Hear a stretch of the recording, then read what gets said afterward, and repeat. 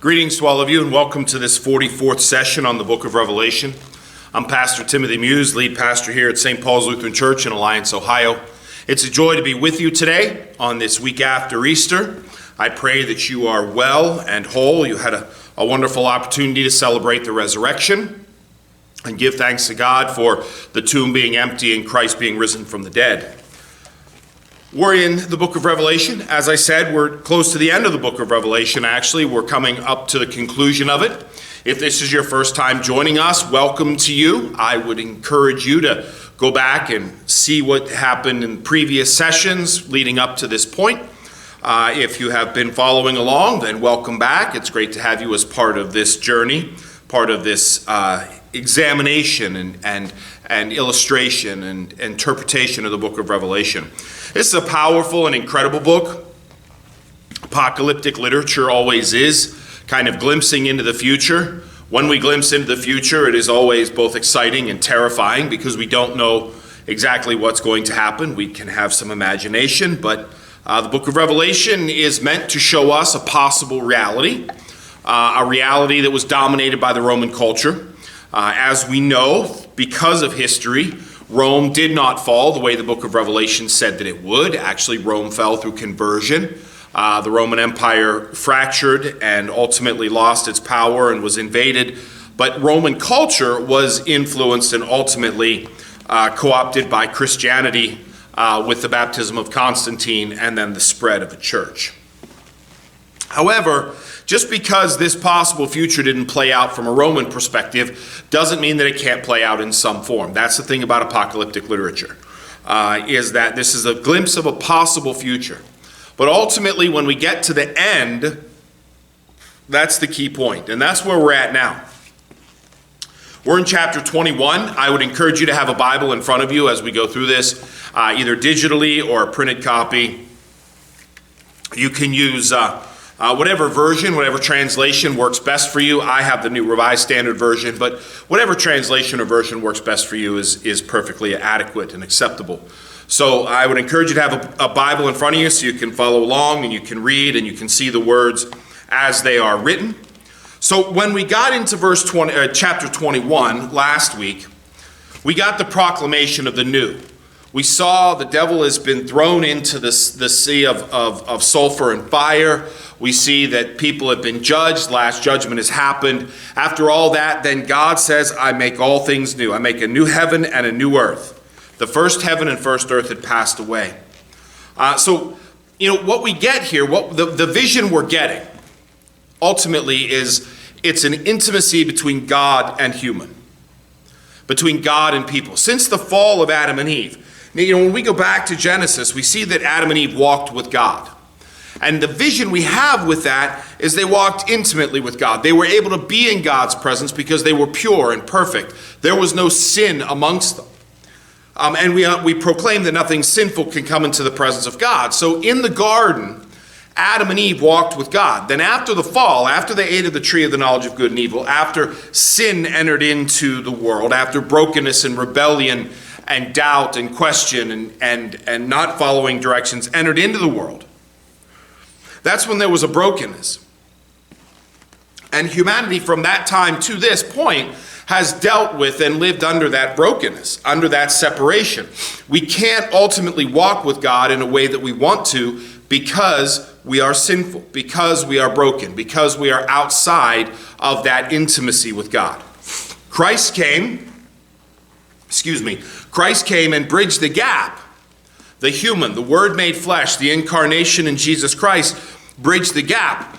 The crucifixion is Christ's punishment, is Christ bearing the punishment, Christ bearing the punishment of our sins and making us holy, but not making us pure. We are not pure in the fact that we are still sinful. We will be pure on the other side of death. So ultimately, in order for God to be intimately connected to humans, in order for God and humans to be that together, then it needs to be after death. The old needs to be washed away. The old needs to be destroyed, and newness needs to be brought in. And that's really an important thing that we need to grasp here. And we started talking about it last week. This is not God recycling. This is not God taking old pieces and making things. This is not God using what was good from creation. God tried that with Noah and the flood. It didn't work out. There's nothing that isn't infected in some way in creation. So God had to wipe it all away and start again. And that's what God does. God wipes it all away. God destroys it. God starts again. And that's starting again in that new creation. That's where then God can reside with humans, because that newness creates that opportunity. So here we are, chapter 21. I keep going, verse 21. Chapter 21, Revelation, which is in the last book of the Bible, chapter 21, verse 5. And the one who was seated on the throne said, the one who's seated on the throne is Jesus. Jesus is the one seated on the throne. And the one seated on the throne said, see, I am making all things new. Also, he said, write this, for these words are trustworthy and true. Then he said, it is done. I am the Alpha and the Omega, the beginning and the end. To the thirsty I will give water as a gift from the spring of the water of life. Those who conquer will inherit these things, and I will be their God, and they will be my children. As for the cowardly, the faithless, the polluted, the murderers, the fornicators, the sorcerers, the idolaters, all liars, their place will be in the lake that burns with fire and sulfur, which is the second death. So the one seated on the throne, God, says, I'm going to make all things new. I'm going to start again. I'm going to start over. No recycling of old. No recycling of bits and pieces. No vestige of the past. And this is where we as humans are challenged when we begin to think about, imagine this newness. And the reason why we're challenged with it is because we're not capable of creating a vision of new without some semblance of the old. We depend on our history and experience to cast forth knowledge and vision. We always have. Because that idea of something completely new outside of our own experience or knowledge, we can't go there. We don't have the capacity to go there. We have to use at least some of the material that we already have in our own mind. So when we're creating something, even flights of fancy, if you think about stories that are complete fiction, and I'm thinking Star Trek or Star Wars, okay, either one of those, all right. So you look at those stories, and they're complete fiction at this point in time. That maybe in the future that will be a reality, but right now they're based in fiction. However, there's a great deal of fact and connection in those fictions. I mean, the main characters are human and not humanoid, so they're a human. And so even when we try to create a brand new, we still need vestiges of the past, of our experience. So when God says, I'm going to make all things new, we can't even begin to imagine what that's going to look like. Because if God is going to make all things new, then all that is tainted and broken and sinful in the past is going to be wiped away. God's not going to use any of those blueprints. God doesn't have to. This is God we're talking about here. God's not going to use any of the blueprints of the previous creation, because that creation didn't come to fruition. God's going to write all new blueprints. Well, we have no idea what that's going to look like. We have no idea. Is it going to be a planet? Is it going to be around a sun? God's going to be the sun. How's this going to work out? So, and here's where the challenge comes in. The challenge comes in this.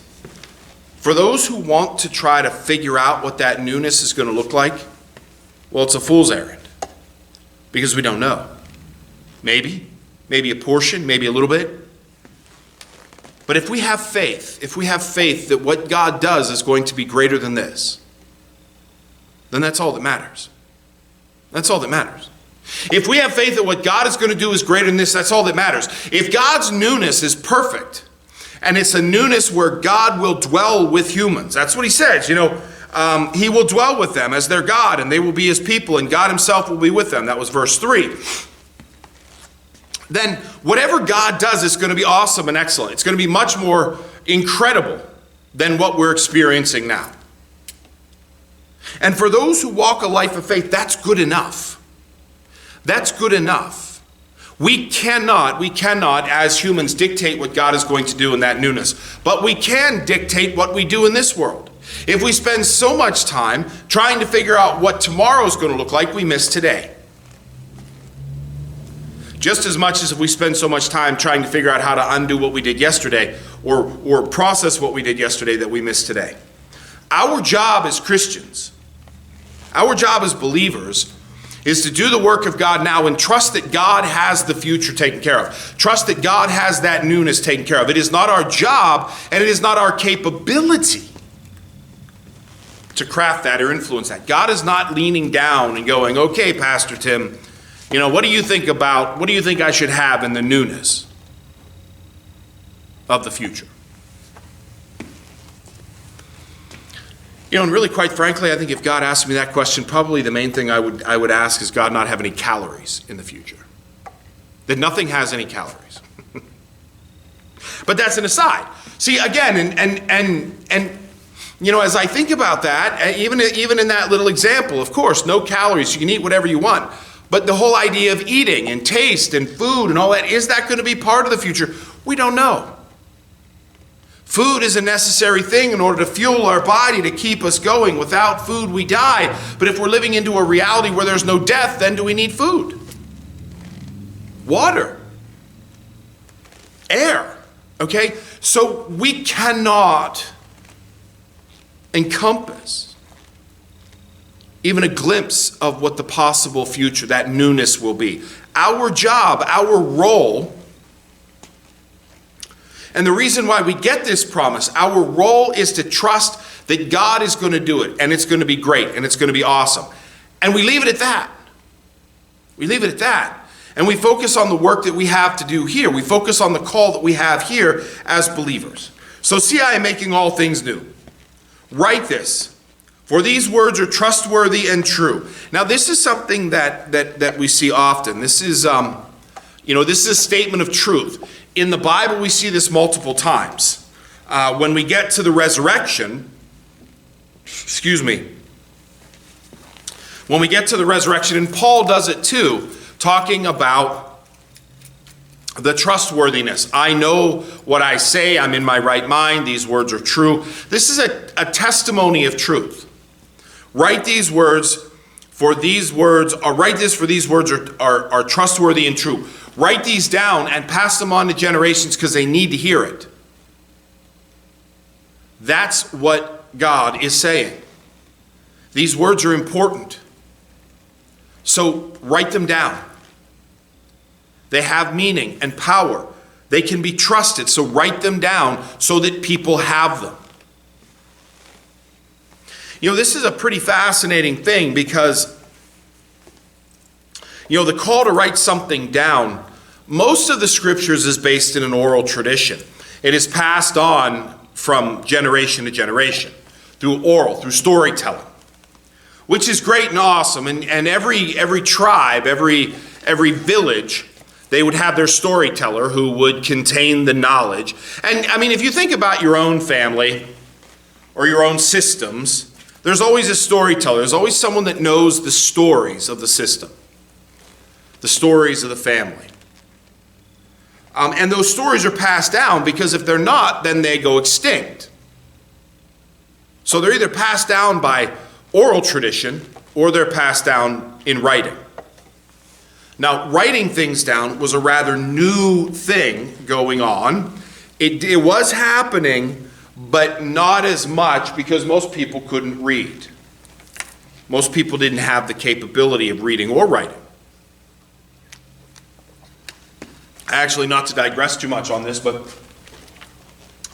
the incarnation, the creation of stained glass windows. If you think about stained glass windows in churches, Stained glass windows tell stories. And they tell stories because most people couldn't read, so that's where they learned the stories of the Bible, through the stained glass windows. Stained glass windows were picture stories. They were picture books, if you will, that churches had installed so that the people could learn the stories of faith. So, and really, literacy, in the Western culture, in the Western world, it's really only within the last 100 years or so that we've really striven to be a literate culture. And we're still not as literate as we could be or should be. But we have striven only within the last 100 years or so to be a literate culture. Usually the ability to read was saved for the ruling class or the clergy or the lawyers or the decision makers or what have you. So this idea, what the one on the throne is saying is write these things down, leave them for perpetuity. And here's what I wanted to get to. A storyteller in an oral culture, the storyteller would begin to train the next generation of storyteller by telling these stories over and over again. But we all know how stories can be embellished. We all know how facts can be drawn out, how one thing is important, one thing is not. But when something is written down, the words are the words. Now they're left for interpretation, of course, but the words are the words.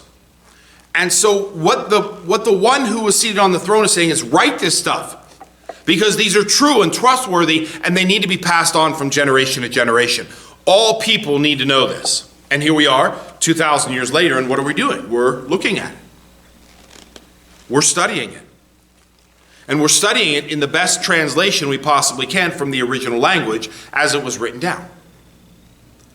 So write these things down. They're trustworthy and true. They need to be shared from generation to generation.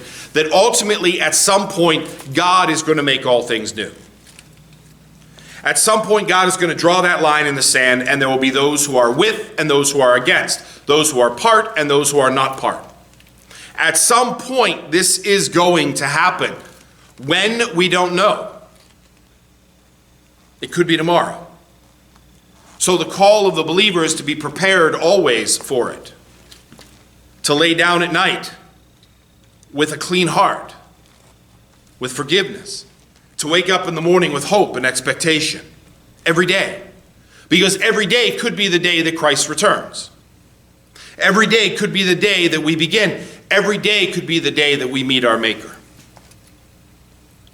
I don't have to remind anybody of the fragility of life.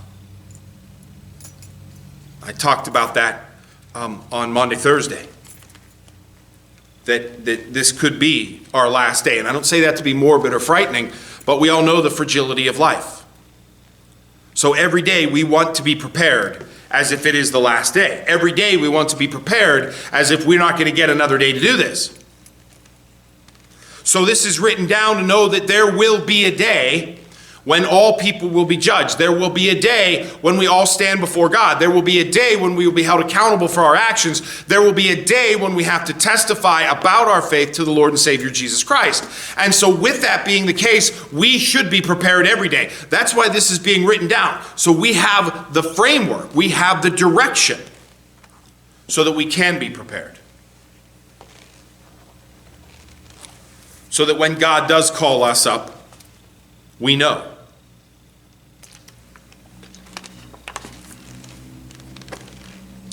So then he goes on to say, it is done. It is done. Which is fascinating because, being here on the first week after Easter, we heard words very similar to that not long ago, on Good Friday. It is done. It is finished. It is finished. It is over. That's what Christ says from the cross. The old way is done. That is, Jesus says that. It is finished.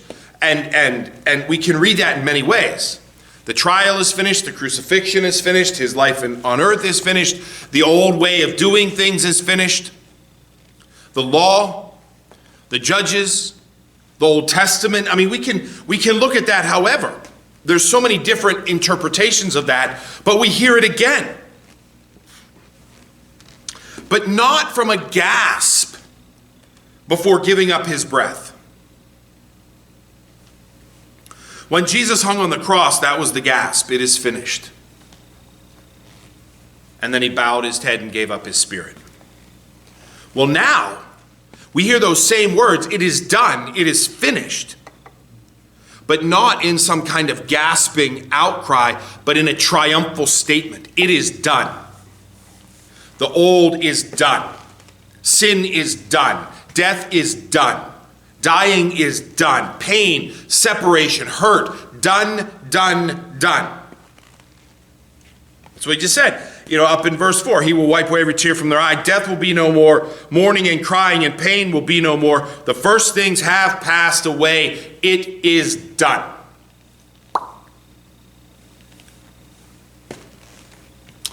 I am the Alpha and the Omega, the beginning and the end. So, for the one who's able to proclaim it to be done has to be there at the beginning.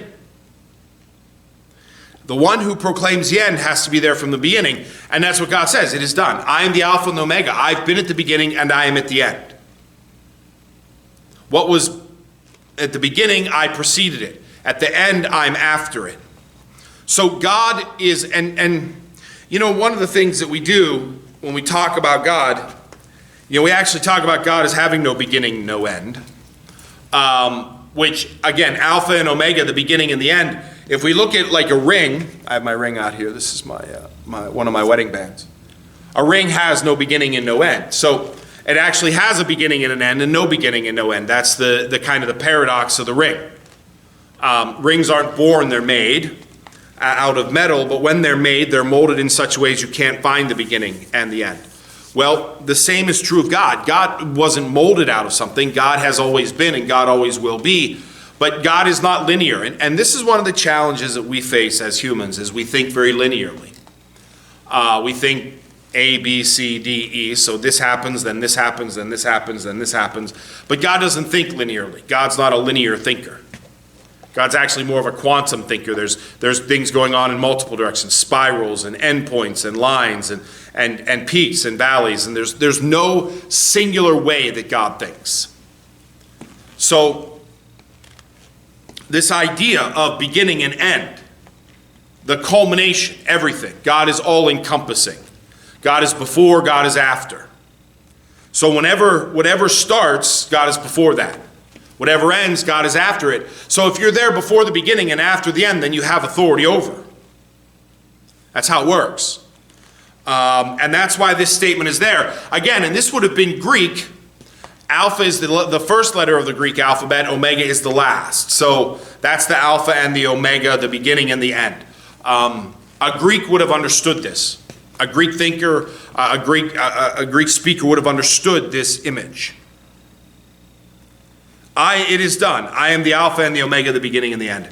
To the thirsty, I will give water as a gift from the spring of the water of life. Those who conquer will inherit these things, and I will be their God, and they will be my children. So what constitutes thirst? I think is really a good thing. Again, because we just heard Jesus saying from the cross, I'm thirsty. Is it just tongue thirst? Or is there something deeper? You thirst for righteousness. Because if we go back further, if we go back further into the Beatitudes, and I'm just gonna work through my Bible here real quick as we talk about it. If we go back further to the Beatitudes,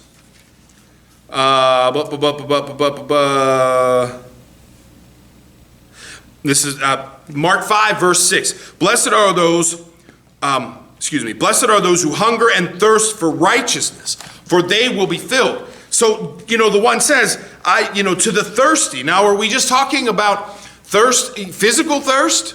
Or are we talking about those who have thirsted for righteousness and justice, those who have thirsted for peace and hope, those who have thirsted for equality, those who have thirsted for a world better than one filled with corruption and power plays? Those who have thirsted for a world better than ones that are filled with nuclear annihilation and the improper distribution of wealth. That's the level of thirst that drives a believer to look to change the world. Look, we don't seek out a drink if we're not thirsty. If we don't see the world around us needing God, needing interaction, needing something, then we're missing the point of this interaction with Jesus. So it's not just about being parched in the mouth, it's about being thirsty for better, thirsty for God to be involved, thirsty for justice and righteousness, thirsty for mercy and grace. Those are the ones that will drink from the spring of the water of life. Because they're the ones that strove to bring about God in the world, in the midst of the pain and the suffering and the sin. Those are the ones who just sit back and go, you know what, it's fine, whatever. As long as I'm okay, I'm okay. You know, injustice and oppression is it's only a matter for me when it's for me. I'm not concerned if my neighbor is being oppressed, only if I'm being oppressed. Not that I'm oppressing my neighbor, but you know what? My neighbor's issue is my neighbor's issue. And I think really that's kind of how most people live their lives. It's not that they necessarily wish bad on someone else or want to see someone else suffer. They're just kind of benign to someone else's suffering until that same suffering crashes onto their shores. Then it's a problem. But the thirsty are the ones who see suffering and injustice and oppression and want to do something about it, want to make a difference about it. That's what the thirsty does. That's the thirsty. And it is to them that God is going to shower the gift of the water of life, because they are the ones that tried, even if it's in vain. Okay? God's not looking for perfection. God's not even looking for production. God's looking for faithfulness. There have been many who have been faithful and failed, but still have been faithful. To those who conquer will inherit these things, and I will be their God, and they will be my children. What does it mean to conquer? That's a very aggressive war reference.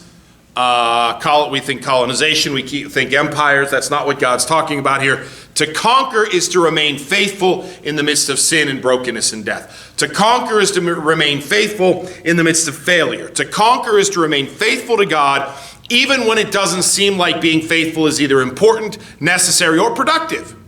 To conquer is to hold on. And if we go back to the beginning of Revelation, all the way back to the beginning, second chapter, when the angels are being sent to the seven churches,